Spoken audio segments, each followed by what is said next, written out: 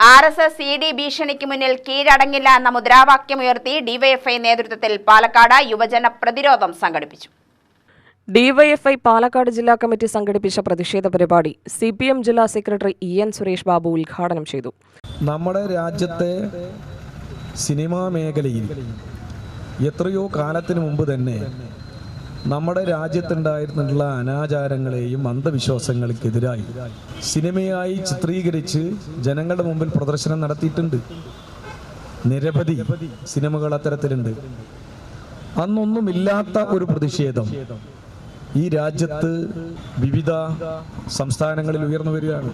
ഏതൊരു പാത്കോണില്ല, എന്താണ് പാത്കോൺ, ഒരു ഹിന്ദി നടന്റെ പേര് ദീപിക പാത്കോൺ അല്ലേ, പാത്കോൺ അല്ലേ?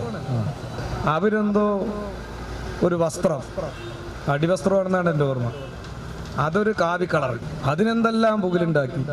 നിങ്ങൾ ആലോചിച്ച് നോക്കണം. ഈ പാവികൾ നമ്മൾ നടന്നു പോകുമ്പോൾ നീ ഏതാ ഇട്ടിരിക്കുന്നത് നോക്കി കളയും, എന്നിട്ട് നമ്മളെ റെഡിയാക്കി കളയും. ഇതാണ് RSS.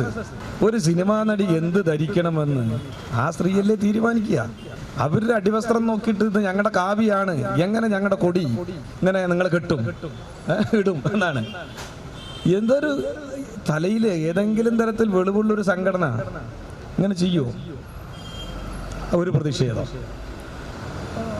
ആ 17 വെട്ടിന്റെ കാരണം ഈ കേരളത്തിലെ ജനങ്ങളാകെ ഇളകി മറിഞ്ഞു എമ്പുരാനെതിരായി, അതുകൊണ്ട് വെട്ടിയതാണ്. നരേന്ദ്രമോദി അധികാരത്തിലെത്തിയപ്പോൾ മുതൽ കേന്ദ്രാന്വേഷണ ഏജൻസികളെ രാഷ്ട്രീയമായി ഉപയോഗിക്കുകയാണെന്ന് EN സുരേഷ് ബാബു പറഞ്ഞു.